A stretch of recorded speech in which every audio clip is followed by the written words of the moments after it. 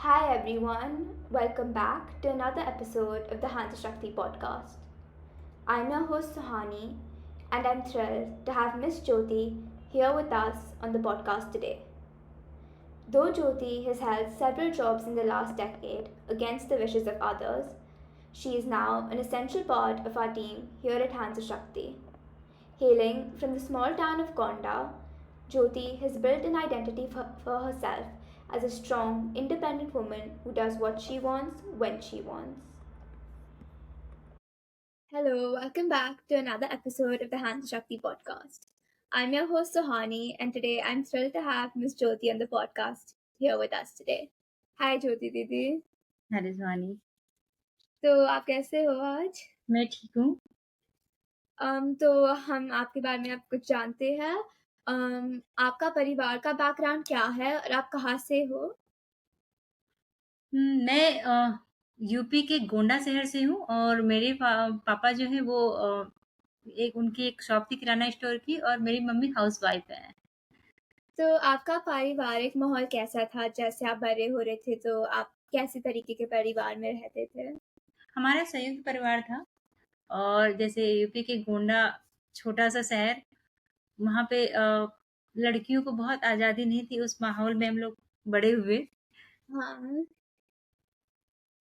तो फिर कंट्रोलिंग सा माहौल था ना हाँ, मतलब। कंट्रोलिंग से आप लड़कियों को परमिशन नहीं होती थी, बिना परमिशन के आप जा नहीं सकते हो, बड़ों के, भाई के, जो भी घर में है। तो लड़कियों को अलाउ नहीं होता था ऐसे ही बिना पूछे, बिना बताए कहीं चले जाना या कुछ करना। हाँ, तो जब आप बच्चे थे आपके क्या सपने थे और वो सपने अब कैसे बदल चुके हैं? जब छोटी थी तो ये लगता था कि जैसे हम देखते थे रानी लक्ष्मीबाई या कई मैंने स्टोरियाँ सुनी थी अपनी दादी से और पापा से कि कुछ लेडीज़ थी जो बहुत आगे थी, उनका एक नाम था।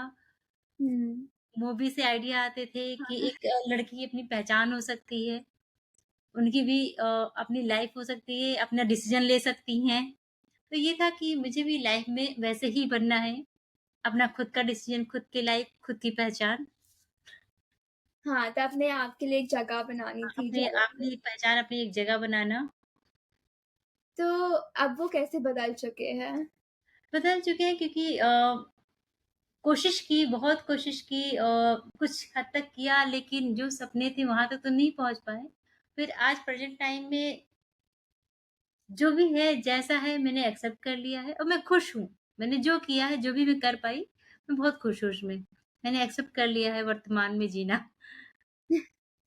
तो आपकी ज़िंदगी में क्योंकि आप महिला हो, क्या आपको कोई दबाव महसूस हुआ है? हाँ, बिल्कुल, बचपन से ही हमारे घर में सबके ऊपर था, मेरे ऊपर था, लेकिन ये था मैंने सोच लिया था बचपन में ही मुझे किसी के दबाव में नहीं रहना है, हुँ, किसी का मतलब अगर मैं सही हूँ, मैं सही रास्ते पे चल रही हूँ, तो बिल्कुल किसी का कंट्रोल में नहीं रहना है मुझे। मैंने कभी किसी का कंट्रोल एक्सेप्ट ही नहीं किया है। तो आप ये कैसे करते हो? किसी के दबाव के अंदर नहीं जाना है में आप कैसे मतलब ये कैसे करते हो? ये सब आइडिया बचपन से होता है ना, जैसे भले हमारे घर का माहौल नहीं था, लेकिन कहानियों में दादी सुनाती थी कि उन्होंने ये कर लिया है, उन्होंने वो लड़की इस जगह पहुँच गई है। रानी लक्ष्मीबाई की कहानी और मूवी से आइडिया मतलब कि एक हीरोइन अपनी भी से। लाइफ हो सकती है। तो यहाँ हुँ, से आइडिया आता तो सब कर सकते हैं, वो लोग कर सकते हैं, तो हम भी कर सकते हैं। तो बस वहीं से शुरू हुआ कि जो मुझे कुछ करना है, तो मुझे किसी का प्रेशर नहीं झेलना है। तो आप प्रेशर से कैसे डील करते हो? मतलब जो भी आप करना चाहते हैं आप वो ही करते हो बेसिकली? मुझे लगता है मुझे नहीं करना है, तो मैं तुरंत बोलती हूँ मुझे नहीं करना है। मुझे नहीं नहीं क उस हाँ बोलना ही नहीं है। हाँ, मुझे ठीक लगता है करना है, तो हाँ, मुझे करना है फिर वो। तो आपको क्या एक्टिविटीज़ या हॉबीज़ करना पसंद है जब आप काम नहीं कर रहे होते हो? और आप इन पैशन्स के लिए दिन में कैसे वक़्त बनाते हो? मुझे गाने सुनना बहुत पसंद है। मैं सुबह काम करते समय भी गाने सुन लेती हूँ और नई-नई जगह पे जाना, घूमना, लोगों से मिलना, उनकी लाइफ़ के बारे में जानना और उनसे सीखना वो कि आपको पसंद है? हाँ, मुझे बहुत पसंद है क्योंकि सबकी अपनी लाइफ़ का और तो आप कहाँ-कहाँ गए हो अभी तक? मैं मैं बहुत सी जगह पे गई हूँ कॉलेज टाइम में तमिलनाडु एमपी। मैं इंडिया में ही गई हूँ। आगरा आगरा तो पास में है स्पोर्ट की तरफ से। बिहार, काफ़ी जगह मैंने एक्सप्लोर किया है, काफ़ी जगह घूमी हूँ मैं। तो आप एक भारतीय जो भारतीय संस्कृति है और हुँ। एक आधुनिक महिला, आप वो दोनों कैसे मतलब बैलेंस करती हो? दोनों भारतीय संस्कृति का भी फ़ॉलो करना और फिर एक आधुनिक महिला भी होना, उसमें कैसे बैलेंस ढूँढती हो? बैलेंस बस ऐसे कि मुझे भारतीय होना ठीक है, अच्छी बात है। अपनी संस्कृति को भी लेके चलना और मैं चलती हूँ लेके सारे रिचुअल्स, रीति-रिवाज़ सारे फ़ॉलो करती हूँ। लेकिन जो होता है ना कि औरतों को कंट्रोल वो नहीं रहती मैं। मुझे अपना खुद के आत्मनिर्भर बनना था वो मैं बनी हूँ और अपने डिसीज़न खुद लेती हूँ, जो करना खुद करती हूँ। और एक भारतीय होने के नाते सारे रिचुअल सारे जो रीति-रिवाज़ है निभाती हूँ। लेकिन ये है कि मैं किसी पे डिपेंड नहीं हूँ, किसी से परमिशन ठीक मैं है, एडवाइस लेना, ओपिनियन लेना ठीक है, लेकिन डिसीज़न मेरा ही है लास्ट। तो आपको कैसे लगता है कि लोग आपको कंट्रोल करने मतलब घर के बड़े या मतलब आपकी ज़िंदगी में जो जो भी हो है मतलब आदमी या जो भी, आपको कैसे कंट्रोल करने की कोशिश करते हैं लोग? मतलब करते इन हैं, इंडिया में आज भी कितने भी आधुनिक हो जाएँ, लोग करते हैं, चाहे वो हस्बैंड हो, चाहे फादर, वो सोचते हैं कुछ भी करे तो मेरे से परमिशन लेके करे। तो मैं कहती हूँ, मैं आप पे डिपेंड नहीं हूँ, आप कर सकते हो तो मैं भी कर सकती हूँ, तो मैं बताती हूँ वो नहीं, परमिशन नहीं लेती। हुँ, इन्फॉर्म करती हूँ, परमिशन नहीं। लेती तो आप जैसे हम हाँ शक्ति में दूसरे औरतों को आत्मनिर्भर बनाने में का मौका देते हैं। हुँ। तो अपने मुश्किल वक़्त में आपने उसे कैसे उस मुश्किल वक़्त को कैसे पार किया और अपने आप में भरोसा कैसे मतलब भरोसा अपने आप पे भरोसा कैसे करना मुश्किल सीखा?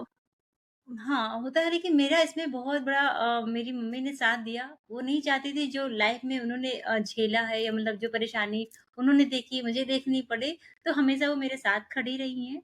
तो ये कठिनाई से निकलना बहुत आसान हो गया था। जैसे फैमिली में दबाव था कि शादी करनी है, बहुत जल्दी करनी है, मुझे नहीं करनी थी, तो मम्मी ने सपोर्ट किया, हाँ, ठीक है। तो उनका सपोर्ट बहुत था कि मेरी मम्मी मेरी साइड है, इट्स ओके, मुझे अभी नहीं करना तो नहीं करना है। वो बहुत था प्रेशर कि झेलना ही है, करना है। मैं मैं अपने तो घर से भी मतलब मैंने कहा मैं खुद ही जॉब करनी है, खुद ही करना है, मुझे शादी अभी नहीं करनी है। मुझे किसी कि मेरा मन नहीं कर रहा शादी करने के लिए, वो लोग कह रहे नहीं करना है। मैंने बोला नहीं करना है अभी मुझे। तो आपने कहाँ-कहाँ नौकरी करी है? मैंने फर्स्ट मैंने पार्ट टाइम पोलियो ड्रॉप किया है। अ, रिसेप्शन क्लिनिक पे रिसेप्शन की जॉब की है। फिर फुल टाइम 1 साल मैंने किया है मॉल में। जॉब की है, फिर मोटर लाइन टीवीएस में मैंने किया है 4 साल, टीचिंग की है साढ़े 3-4 साल।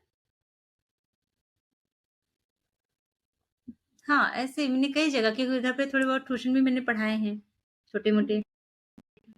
तो आप इन सबको कैसे मैनेज करती थी? मतलब घर का काम भी आप करते हो, मैं अज़्यूम कर रही हूँ।